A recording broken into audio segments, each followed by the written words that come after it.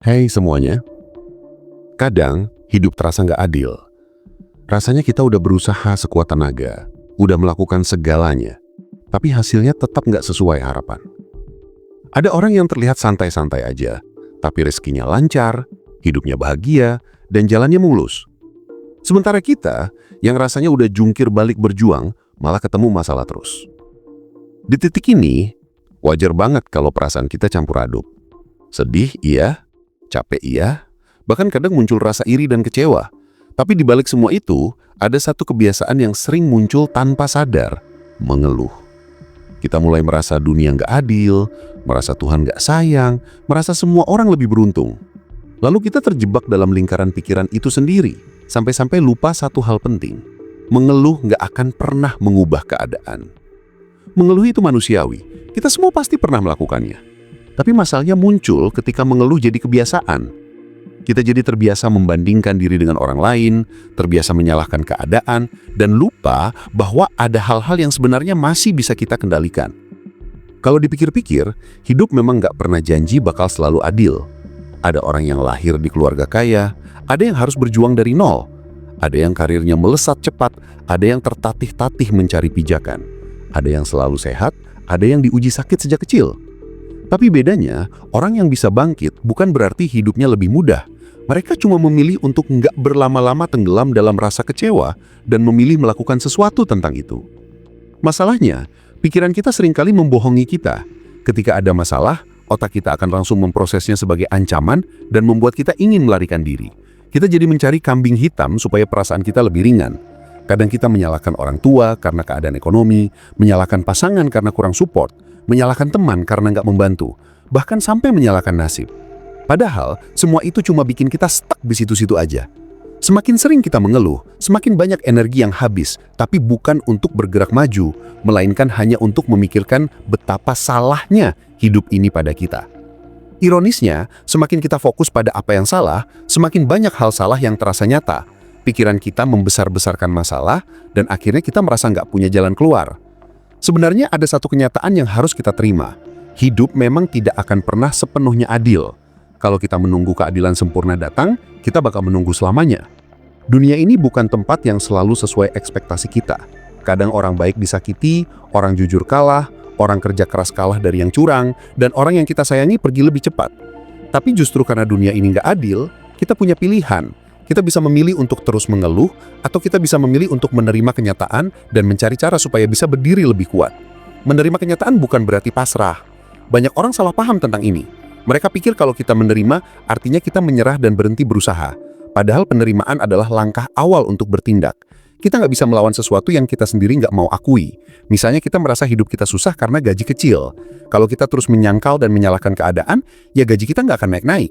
Tapi kalau kita menerima bahwa kondisi kita saat ini memang segitu adanya, kita jadi lebih jernih melihat langkah apa yang bisa dilakukan. Apakah cari kerja sampingan, belajar skill baru, atau mengatur ulang pengeluaran. Penerimaan itu kayak menyalakan lampu di ruangan gelap. Masalahnya masih ada, tapi setidaknya kita bisa melihat pintu keluarnya.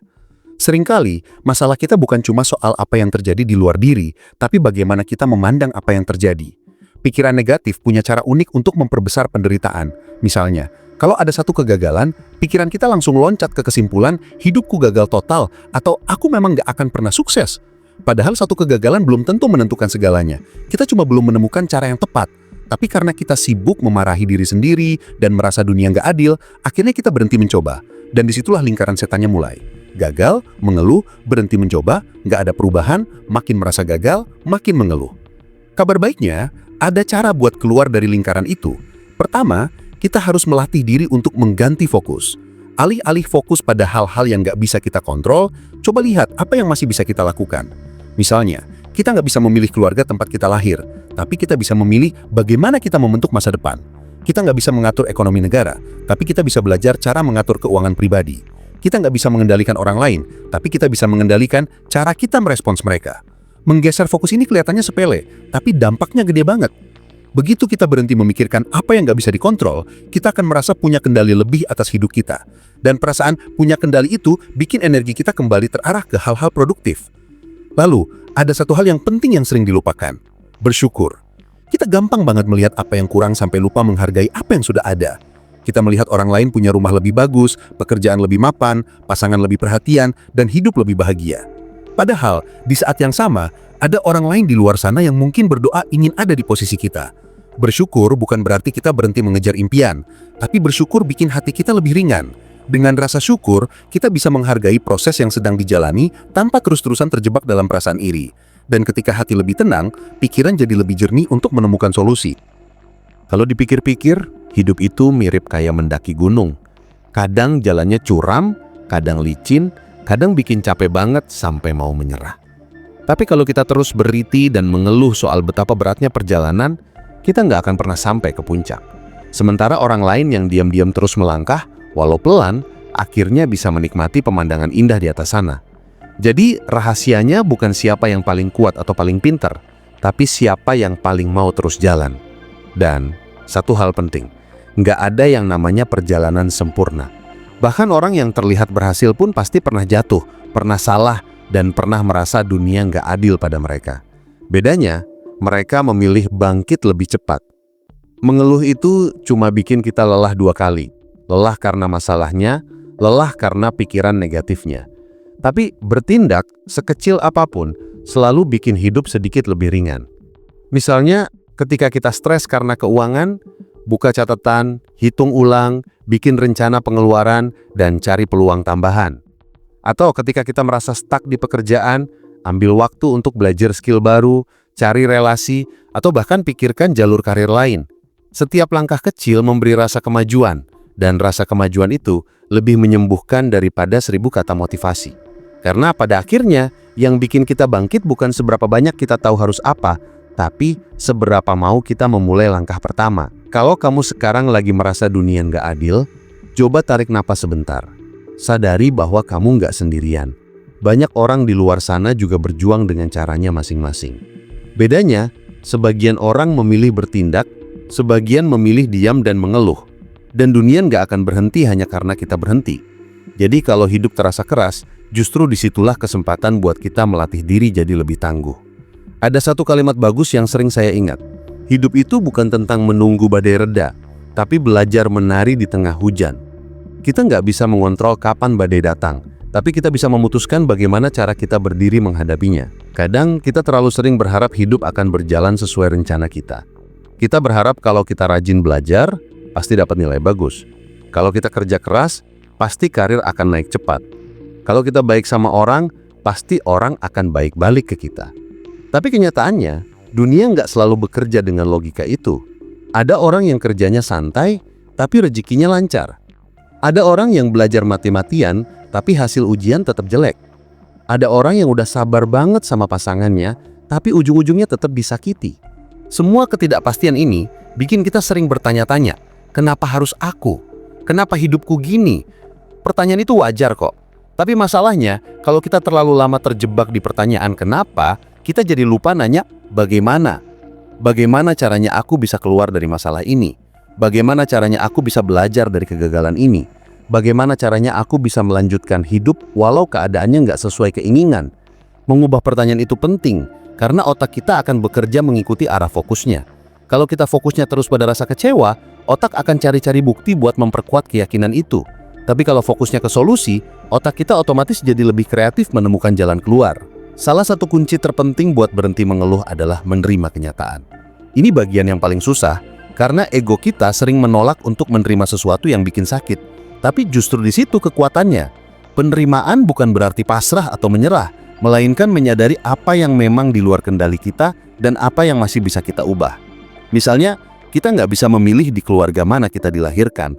Kalau kondisi ekonomi keluarga kita sulit, ya itu fakta yang nggak bisa diubah. Tapi kita bisa mengubah bagaimana cara kita memandangnya. Kita bisa marah-marah pada keadaan, atau kita bisa bilang pada diri sendiri, oke, ini kondisiku sekarang. Aku mungkin mulai dari nol, tapi aku bisa berusaha lebih keras. Kadang kita butuh waktu buat sampai di titik penerimaan itu. Nggak apa-apa kalau butuh nangis, kecewa, bahkan marah sebentar. Kita manusia, bukan robot. Tapi setelah semua emosi itu keluar, pada akhirnya kita tetap harus berdamai dengan kenyataan. Dan lucunya, begitu kita bisa menerima kondisi yang ada, pikiran kita jadi lebih ringan. Kita jadi punya ruang untuk memikirkan langkah selanjutnya. Kita berhenti melawan arus dan mulai belajar berenang ikutin alurnya. Dan saat itu terjadi, Biasanya energi yang tadinya habis buat mengeluh bisa dipakai untuk membangun sesuatu yang lebih baik. Hal lain yang perlu kita sadari adalah membandingkan diri dengan orang lain itu racun. Apalagi sekarang di era media sosial, kita lebih sering lihat pencapaian orang lain daripada prosesnya.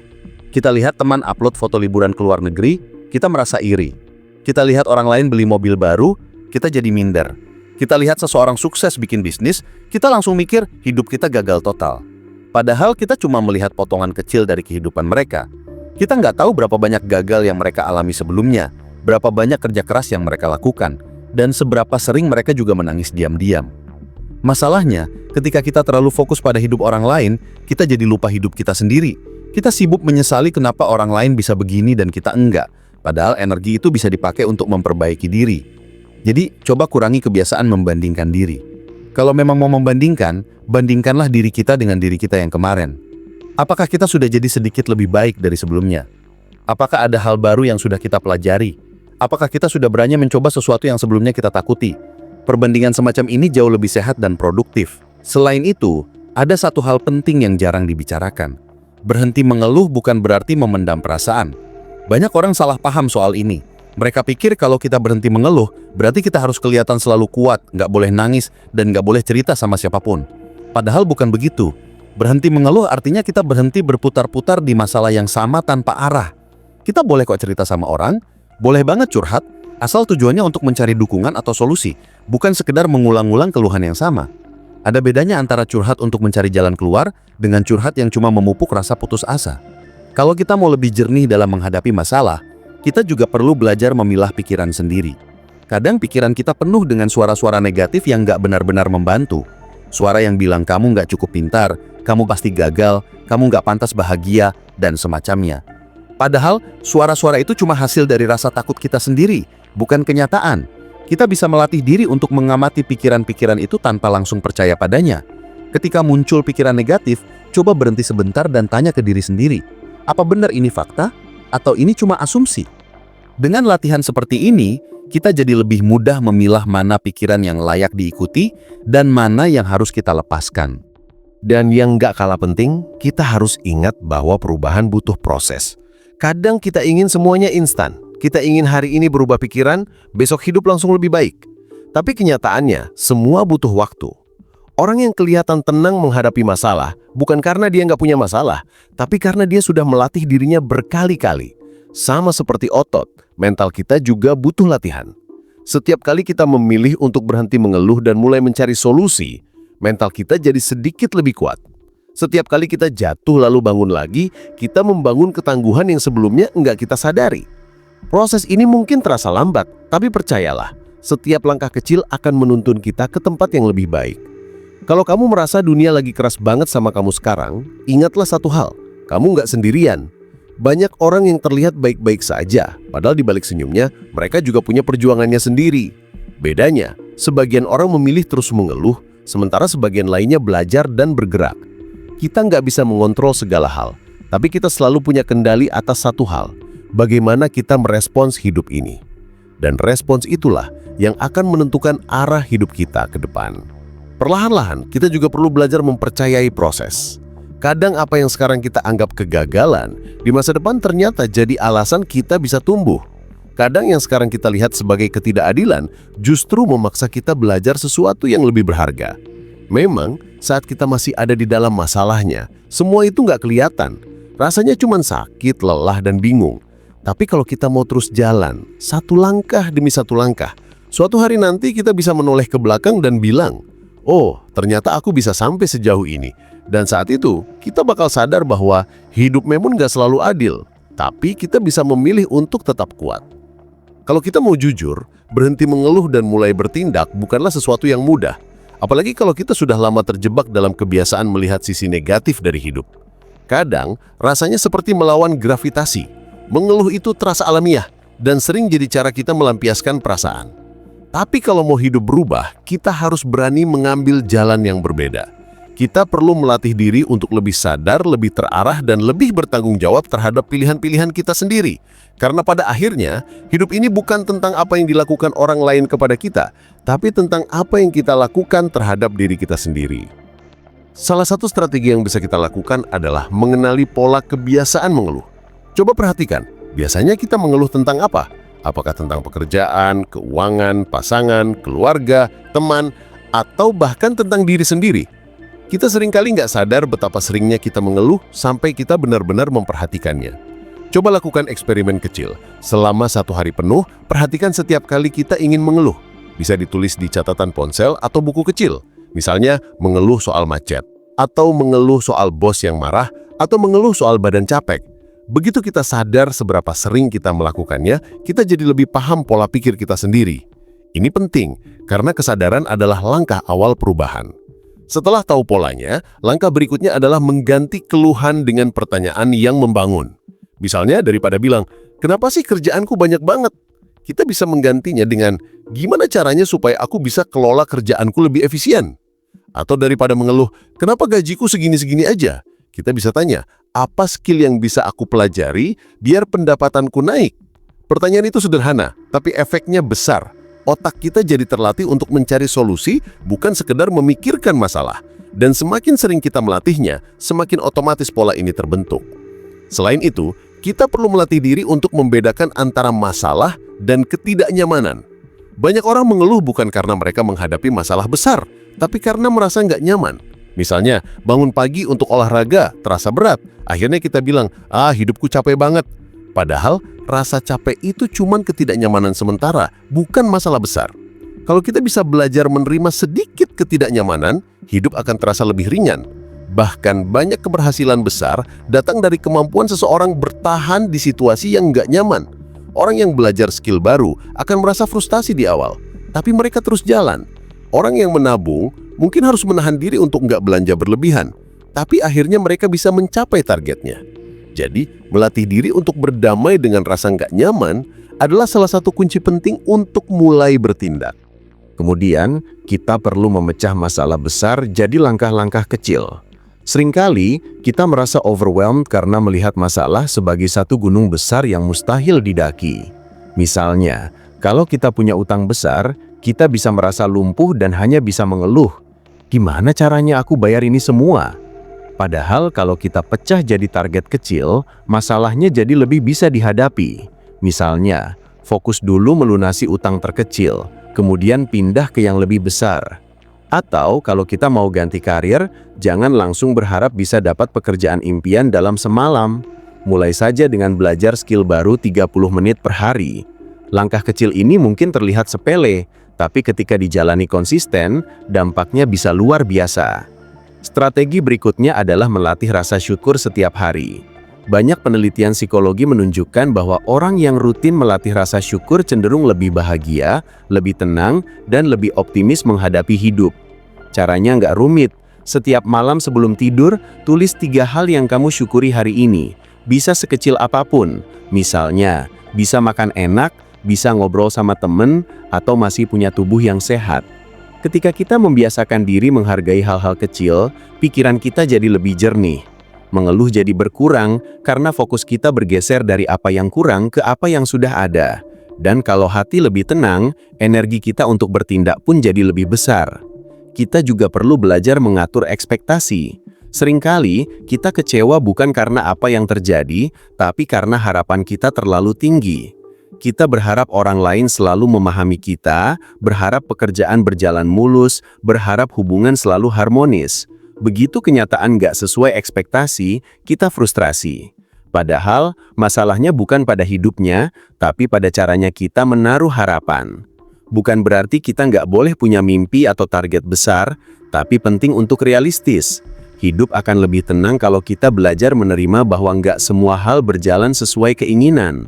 Dengan begitu, setiap kemunduran terasa lebih ringan dan setiap keberhasilan terasa lebih membahagiakan. Selain melatih pikiran, penting juga mengelilingi diri dengan lingkungan yang tepat. Lingkungan punya pengaruh besar pada pola pikir kita. Kalau kita sering berada di sekitar orang-orang yang hobi mengeluh, tanpa sadar, kita akan ketularan. Sebaliknya, kalau kita ada di sekitar orang yang fokus pada solusi, semangatnya bisa menular. Itu sebabnya penting punya lingkaran pertemanan yang suportif atau minimal menjaga jarak dari orang-orang yang hanya menambah energi negatif. Kita memang nggak bisa memilih semua orang di sekitar kita, tapi kita bisa memilih siapa yang kita izinkan mempengaruhi pola pikir kita. Dan satu hal penting yang kadang kita lupakan, jaga tubuh, jaga pikiran. Ketika tubuh kita capek, kurang tidur, kurang nutrisi atau stres berlebihan, pikiran kita jadi lebih gampang negatif. Kita lebih mudah marah, gampang tersinggung, dan cenderung mengeluh. Jadi, jangan remehkan hal-hal sederhana seperti tidur cukup, olahraga ringan, dan makan yang sehat. Kesehatan fisik yang baik bikin mental lebih kuat, dan mental yang kuat memudahkan kita menghadapi ketidakadilan hidup tanpa mudah menyerah. Pada akhirnya, kunci berhenti mengeluh dan mulai bertindak bukanlah tentang mengubah dunia luar, tapi mengubah cara kita memandang dunia. Kita mungkin nggak bisa mengontrol apa yang orang lain lakukan, kita nggak bisa mengatur kapan masalah datang, dan kita nggak bisa memastikan keadilan selalu berpihak pada kita. Tapi kita selalu bisa memilih bagaimana kita merespons. Pilihan itu ada di tangan kita setiap hari, di setiap momen. Kita bisa memilih untuk mengeluh, atau kita bisa memilih untuk melangkah. Dan setiap kali kita memilih melangkah, sekecil apapun, kita sedang membangun versi diri kita yang lebih tangguh. Kehidupan ini mungkin gak akan pernah sepenuhnya adil, tapi itu bukan alasan untuk menyerah. Justru ketidakadilan hidup memberi kita kesempatan untuk tumbuh. Kita bisa belajar bersabar ketika diuji, belajar rendah hati ketika gagal, belajar kreatif ketika terbatas, dan belajar tegar ketika kehilangan. Semua pengalaman pahit itu bisa jadi batu loncatan untuk membuat kita lebih kuat. Dan suatu hari nanti, ketika kita menoleh ke belakang, kita akan sadar bahwa semua tantangan yang dulu kita anggap sebagai beban, sebenarnya adalah guru terbaik yang membentuk diri kita hari ini. Jadi, kalau sekarang kamu lagi merasa hidup menekanmu, coba tarik napas panjang dan bilang ke diri sendiri, aku nggak bisa mengubahnya semua sekaligus, tapi aku bisa mulai dari satu langkah kecil hari ini. Mulai dari memperbaiki cara berpikir, melatih rasa syukur, menjaga kesehatan sampai mencari solusi konkret atas masalahmu. Karena ketika kamu berhenti mengeluh dan mulai bertindak, kamu akan menemukan satu hal penting. Kamu jauh lebih kuat daripada yang kamu kira.